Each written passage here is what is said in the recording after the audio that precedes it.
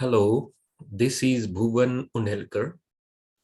If you are watching this video or screen share video, then you are one of my friends with whom I'm trying to publish a paper.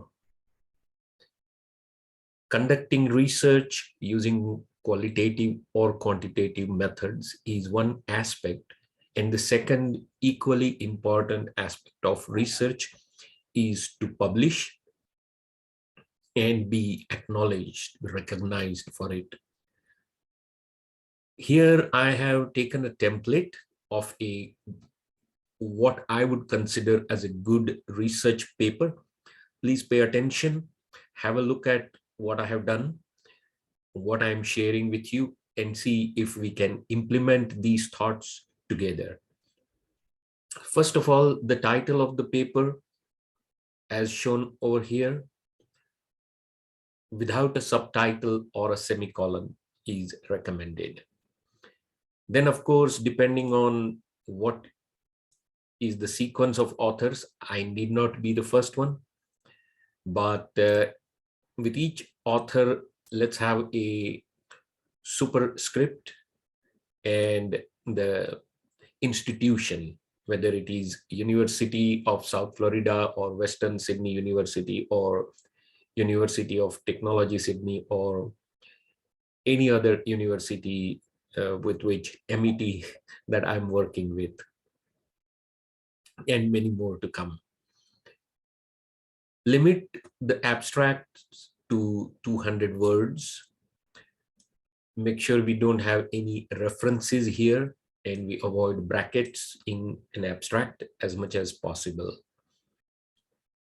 We will need keywords which are used for searching and locating our paper when it gets published. So we should have at least 5 keywords and a couple of more if possible. The title again appears here, and then the body of the paper should contain this particular font and format. Typically Times New Roman, can be 11, can be 12. All titles will be using this particular format, such as heading 1. And we start the opening sentence directly with what this paper is all about. This paper reports, this study outlines, or some such direct description of the article. I would highly recommend that we aim for specific journals, at least 2, and include their references and their styles in our writing. I also recommend roughly 6,000 words, minimum 6,000 words, but again depends on the journal we are targeting. As always, remember to write good English, which means let your sentences not start with a it or a but or a this without a qualifier. In conversational English, we tend to say, I have a car, this is good. In academic writing, we will say, this car is good. So remember to qualify a this. These are my own errors, so don't you worry. I have done them many times, but I want us to reduce them. There can be a second level heading if necessary. Otherwise, we can stay with headings of the first level itself. An important thing is outlining the problem we have tried to solve. Outlining the business issue, the technical issue, very, very important. In 2 to 3 lines, we should be able to say what is the problem. It could be the hypothesis if we are following quantitative research methods. It can be a problem, but that is extremely well defined, tightly explained. That key problem will break down into research questions. There can be 2 or 3 or at the most 4 research questions arising from the problem. So keep in mind, we need to further refine, further break down our key investigation into smaller bits. This is absolutely essential for any academic writing, for any good quality journal publication. We cannot hypothesize without proof, without validation. So here we are putting our hypothesis and going ahead with its proof. No research is acceptable without an explanation of how we researched.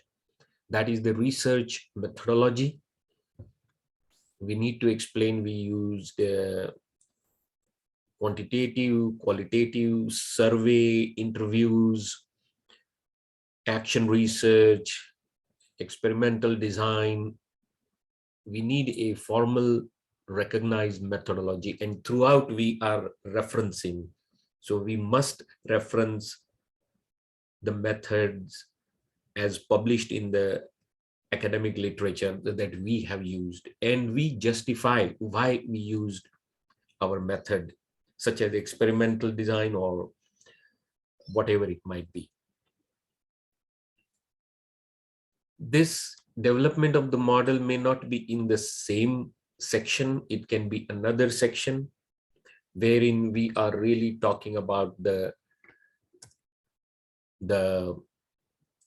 hypothesis or the problem that we talked about earlier as a model. Remember, we don't take figures from anywhere other than the ones we have created. The figures should be meaningful. There should be no theory around it, because we are developing our own theory. So we don't say something like, what is artificial intelligence, or this is how RFID works. That is known. In an academic paper, we want to highlight the question, the key challenge, for example, of applying artificial intelligence to environment and sustainability. We identified 4 parameters, and this is validation of those 4 parameters. And then we create, if needed, a diagram, a figure, and we put that in the model. Did we manage to validate? Did we manage to prove our model? That is what appears in results and associated discussions. We need a substantial paragraph, I would say a series of paragraphs, to discuss the results and show that our model, which we have over here, has actually been validated through our efforts.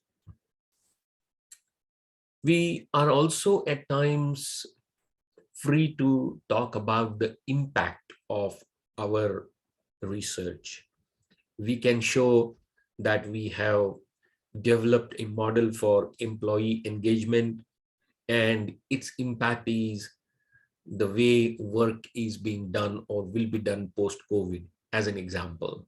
There are so many other ways we can show practical implications and the risks associated with those practical implementation of our work. If we don't want a separate section, we can put it in results and discussion itself, or we can move it to conclusions. Conclusions should not be the same repeat of our abstract or our introduction. It should highlight how we conducted our research and how we arrived at our results. So the conclusion is not the same as the result. The result is the result of the research.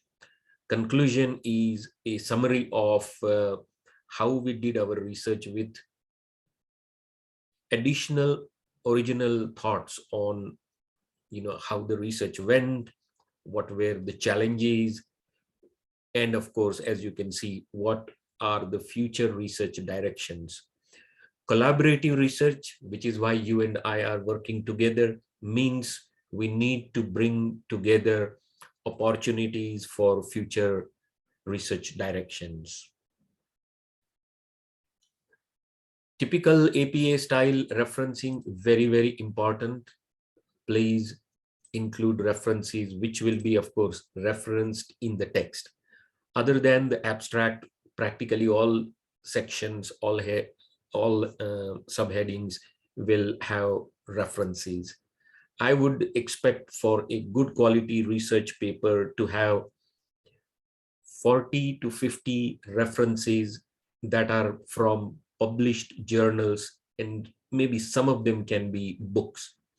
Of course, if you have published in the past and I have published, we are allowed to self-reference, and I do feel that maybe we should self-reference, but not extensively, only when it is justifiable.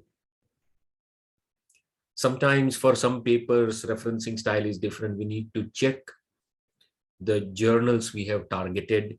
And remember, at the start, I said a couple of journals we should aim for, keeping them in the back of our minds.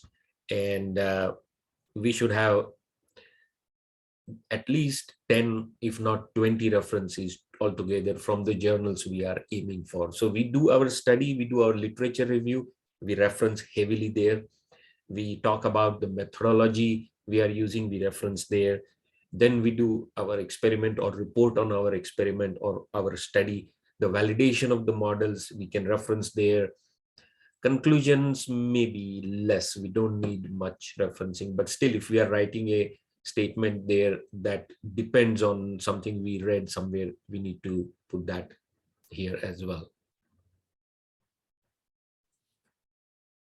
Occasionally, only if we are trying to say that this research had input from such and such person or from such an institution, or there was some funding, we may want to mention it.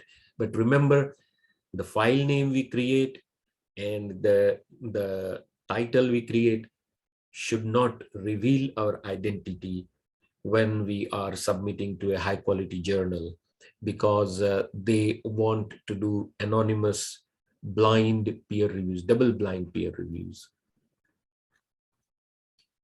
Another important thing to keep in mind is the tables and the figures. The original tables, the original figures have to be separately kept at the end of the document. Remember also that we need to reference, or we need to mention all the tables and all the figures in our text. And that takes care of the bare minimum. There is a lot more that is there, but at least this should help us put together a paper, and then I am of course there to help.